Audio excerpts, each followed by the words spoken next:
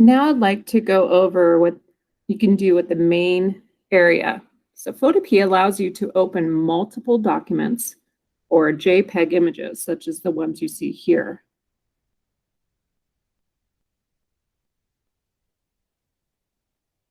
The list of open documents is shown in the bar at the top of the main area. And you can hold down, drag these around into different places if you want to put them in order of importance. You can switch between the documents and you could choose the one that you want to work with. So if I want to work with this image here, I would save it, I would highlight that. But if I want to go back to my image here that I created, I can work with that. So right now I have this kind of hovering over my image. So I just go up here and I close that column. Below the bar, in the middle of the work space, is the actual content of your document. It is the active area where you can draw and move objects. So this is the area in which you're referring to. So right now I have saved this. I've merged all the layers together. All the layers would normally be seen here. If they were shown separately, I would then be able to actually go in and manipulate and change or resize these images. But as it is right now, I cannot do that. One other thing before we move on is I want to talk about the top menu right here. So the top menu consists of two parts. This part at the top and then the part below it.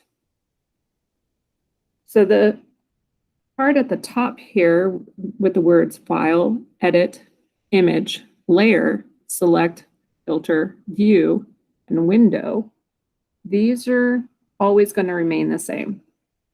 So if you need, for example, to want to resize your image, you would go to Image, click on that, and then you can make different sizes as well as adjustments to that image. If you want to do something, add some kind of cool effect to your image, you would go under Filter. Filters are ways of adding your graphic skills to the art or to the image by making it your own. Underneath this main menu, you have below, which is, it shows all the different contents of the tool that you have selected. For example, for the brush tool, which is this one here, I'm going to change it back to brush tool. It contains the how opaque that brush tool will be. So you just click on the arrow down and you have a toggle. So the higher it is opaque, the more solid the brush, it would be more like this would be a solid versus something, if it was a lower, it'd become more transparent. And you can actually then see behind your whatever you paint. So you can really do some cool effects with that. And also how thick of, how much of a flow of the paint will be coming out to make that line. And you can also, what's cool too, you go to, for example, text, you can change, you have control of changing your text to different types of text by going through and selecting the type of text that you feel suits your needs. And then underneath here, you can adjust the size of your text. So let me go ahead and just show you. I'm going to click on the screen. I'm going to write the word example.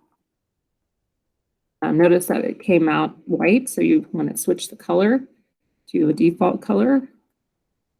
Sorry.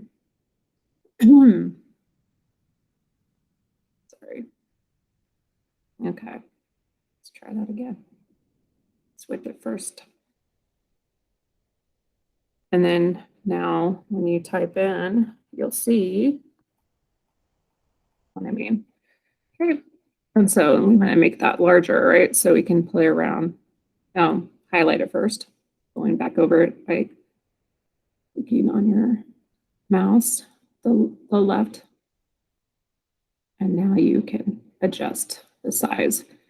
And you can, when you see the crosshair,